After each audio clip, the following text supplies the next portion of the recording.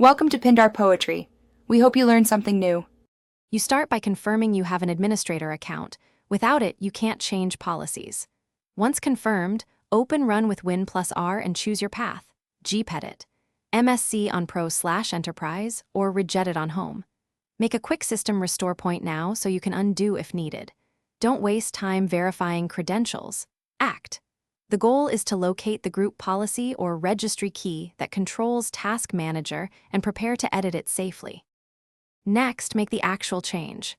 If using group policy, navigate to User Configuration, Administrative Templates, System, then Control+Alt+Del options, and set Task Manager to Not Configured or Disabled = Off.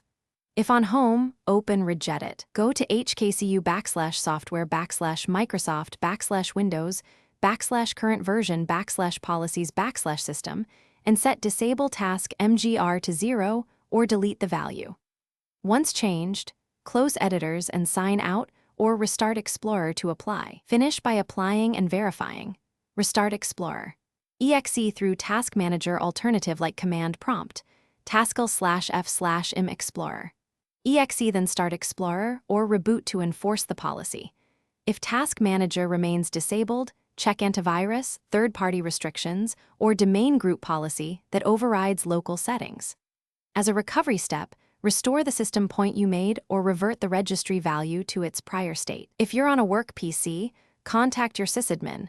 Domain policies may intentionally block Task Manager.